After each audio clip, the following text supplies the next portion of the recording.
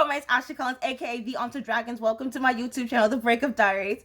Side note, the guy that I'm talking to, he was saying how like when he talks about me, his friends will like look at my post and they're like, what's wrong with her? What is she talking about? And I'm like, okay, well, first of all, yay that you talk about me. Second of all, I don't think I'm some like crazy lady. Am I? Probably. Okay. So fun-ish fact about me. I was very, very adamant and very, very serious. That when I graduated from college, that I wanted a boob job. Yes. I feel like sometimes I say things out loud and people don't know how to take me seriously. And this has been happening all of my life. So when I graduated from college, I didn't get a boob job. I got a car, which makes me sound so like privileged and so like ungrateful. But I was a little bothered because I was like I wanted a new chest that way so someone can buy me a car. But I'm grateful that that didn't happen. Why am I talking about plastic surgery? So my birthday's coming up. Turning 33 years old. Yeah, and I'm fucking so fucking scared. I went to Sephora the other day. What are you doing at Sephora? You don't have a car. I know it's a problem. I went to Sephora the other day and I was like, sell me everything that you got.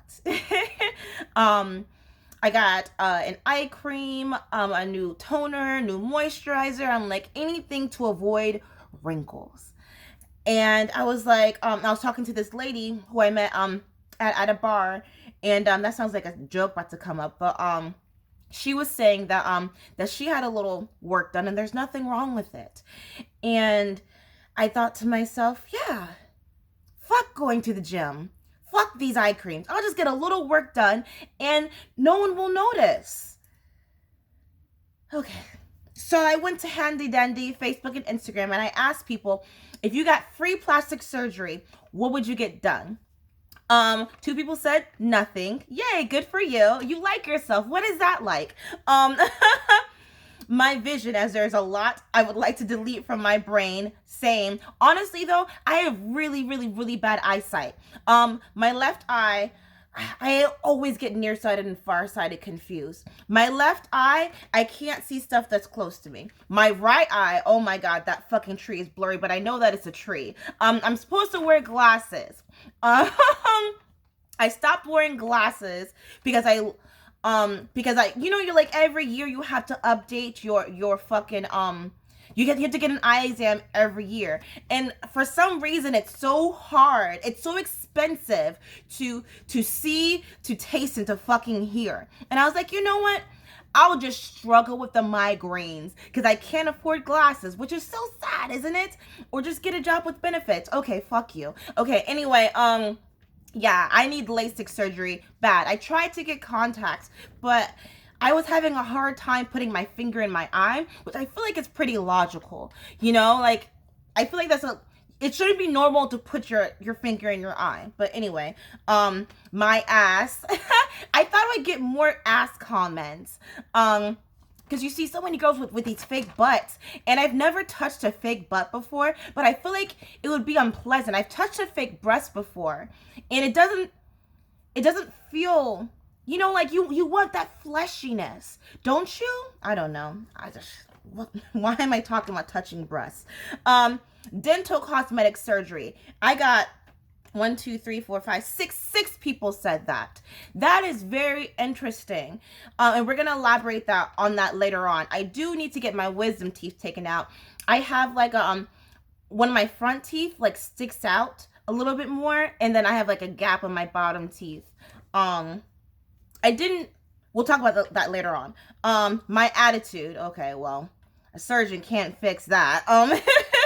Nose. We're going to talk about nose in a hot second. Nose is very, very popular. Getting nose surgery. I don't know. I think I like my nose. I think my nose is a little piggish, but I like that, you know? I don't know why I like that. I have a pig nose. Gastric bypass. You know, a lot of people said that too. 3 people said that. Going in the gym. My main goal is I just want to lose my belly. I'm trying to lose my fupa. And I'm like, just a little nip tuck, just a little nip tuck, and I'll maintain it. I'll keep going to the gym, but just a little, Just suck that fat out of there. Suck out that oxtail that I ate the other day. Eyes. Yeah, that's interesting. Eyes. Like, what is the ideal eye shape? What is the ideal eye? You know? Um, when my friend said, I picked the most expensive spot to do surgery, then asked for that in cash. Hustle. um,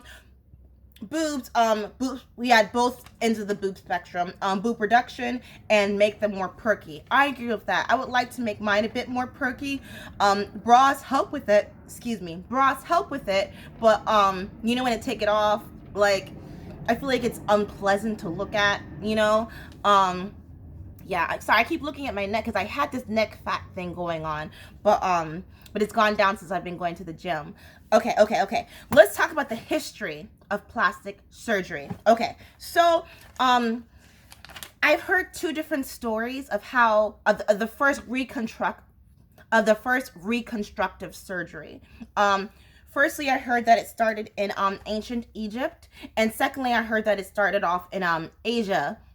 But either or, the first surgery that was documented was on the nose. It was to reconstruct it. What should call it? Yeah, it was the first reconstructive surgery was done to help fix a broken nose. And also in ancient Egypt, they used prosthetics. Isn't that so fascinating? The whole goal with reconstructive surgery was to fix ailments, like I said, a broken nose, a cleft palate, and then it became popularized when people were like, oh well, you already know what you're doing, so why don't you nip tuck my nose for me as well, please. And it was because the nose is very important because it gives off like your class. It's a sign of dignity and respect. If you were a thief, what they would do to punish you is they would chop off your nose. If you were a whore, what they would do to punish you is they would chop off your nose to say that this person is a shame to society. So yeah, the nose was a sign of dignity and respect. Also, when like STDs was like a huge thing, that huge spike in syphilis, it really affected your facial features. So what they would do is they would get reconstructive surgery in order to hide their disease from society. Actually, that's why sunglasses was popularized, because people would try to get sunglasses because syphilis would affect your vision. And they thought people were cool. It's like, no, I got syphilis and I'm dying faster than you. I had the wrong whore. So it was like I was saying, it was all about the nose. People started experiencing. Why can't I fucking talk? People started fucking experimenting with nose surgery in the 1890s. It was pushed primarily to get reconstructive surgery if you came back from the war, because you came like, maybe you lost your nose, maybe like part of your face was disfigured, and they were encouraging people to be like, hey, I have a solution for you. So it's primarily pushed for veterans as well.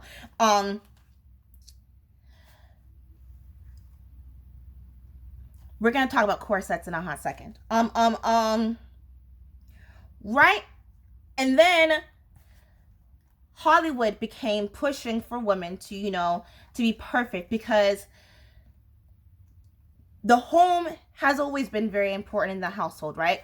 The home is supposed to be your escape. You don't want your husband who just came back from the war to go sit in the bar and pick up a whore and get syphilis. You want to make it perfect for him, right? Which also means look perfect for him as well.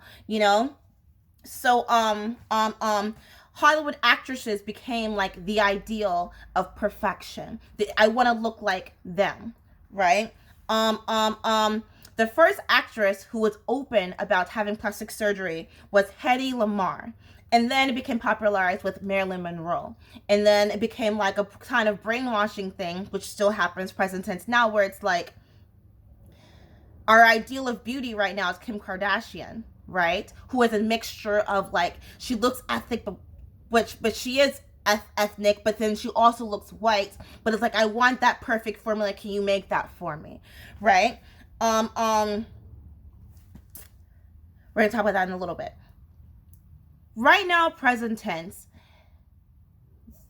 plastic surgery is on the rise during the pandemic, which is very interesting. It's so fucking fascinating that the numbers have boosted, particularly in 2020. The top spot right now is still the nose. And maybe you figured this out faster than me. Why do you think that plastic surgery is on the rise right now in 2020? It's because of the selfie. You know, when you're taking a selfie, right, you always angle it up because your neck looks more slim, and you always look more slim when you have the camera up, right? Don't take a photo of me head on, and don't take it down below because you're gonna see my double chins, right? It's because of fucking Zoom. You had all that time looking at yourself on camera, which you're supposed to be fucking working. But anyway, you had all that time looking at yourself on camera. You're thinking to yourself, I should fix this. I should fix this. I should fix that. Because like, oh, look at me. I look disgusting. You know? And America is number 1 right now in plastic surgeries.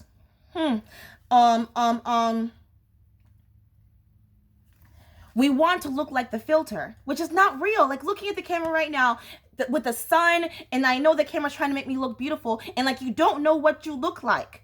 Do you know that they say that if you met yourself in real life, you wouldn't be able to recognize yourself? So why would you want to get plastic surgery to make yourself look even more unforgettable? To make yourself look even more, what's the word that I'm looking for? A lot of us have dysmorphia. A lot of us have body dysmorphia, and we encourage it. The guy I'm talking to right now, I think he's like the pinnacle of perfection, you know? But he doesn't see it, and it's like, who put that in your brain? Who are you trying to look like? Who is your ideal beauty standard? Because for me, it's not Kim Kardashian, because it's not real. It's all plastic. Can you imagine touching that? Which, she's not she's a person, but but the thing inside of her, like you're sticking your hand inside of her. But you know what I'm saying though, right? And I thought you guys didn't have money. You guys are complaining that you want the government to give you money, but you have money to get plastic surgery. You complain about high gas prices, but you have money to nip tuck. That's so contradictory. Which makes me sound like so right, but you're pushing me to the right. Do you like Christy Leah? Did you get the reference? Maybe, okay, the perks of plastic surgery, other than reconstructive surgery, we're not talking about if you came from war, if you were born with a cleft palate. We're not talking about reconstructive to fix something. We're talking about like, you are fine the way that you are, but you would like to enhance this or that, right? The pros is it can be good for your self-esteem, right? Because mental health is important, right? But you're going to have to keep going again and again and again. It's just like the gym. It's just like the gym. You're going to have to keep going to keep up with it. Because something's going to sag, something's going to wrinkle. Heaven forbid something pops, you know? So you're still not going to have to keep going. So this is an investment forever. Like I said, I think a lot of us have body dysmorphia. We see a feature that works for that person's face. We see a feature that works for that person's body type. And I think it's important to understand your body type and enhance it. And also maybe what's playing devil's advocate, what's the difference? What's the difference between what I'm doing right now with the fucking weave and the eyebrows and the makeup and the highlight? What's the difference? If I pay someone for their service and I pay them for the rest of my life, I'd rather not. I'd rather not. Heaven forbid, knock on wood, I get in an accident and I do need reconstructive surgery. Yes, please. But right now, as is, you're not going to be able to recognize yourself when you're 50 anyway. You don't look the same as you were when you were 4 years old. I don't look the same at all. I was super light-skinned as a baby. I was super light-skinned as a kid. So if you looked at my baby picture compared to me now, you'd be like, Is that you? I'm like, yeah. I was thinking to myself yesterday, actually, I don't look like any of my siblings. I look like my aunts, but I don't look like my siblings, which I think is kind of strange and off. But anyway, the ladies who wore corsets in the Victorian era, which, like I said, you want to have your household the idea for your man because you don't want him going on getting syphilis, right? The corsets were dangerous because you want to know why. And maybe you're thinking because it's breaking your rib cage. It's not only doing that, but it's pushing your liver up and it's pushing your stomach down. And it also sometimes can push your heart down as well.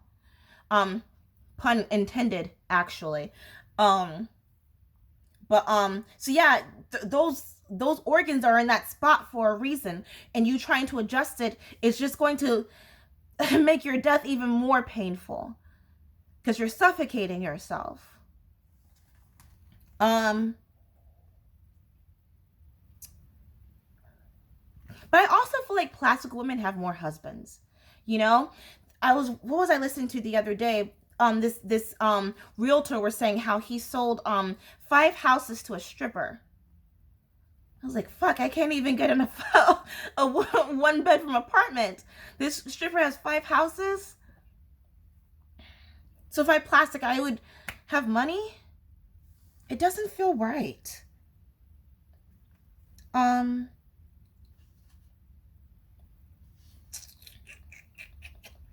um, um, um, what else? What else did I want to say?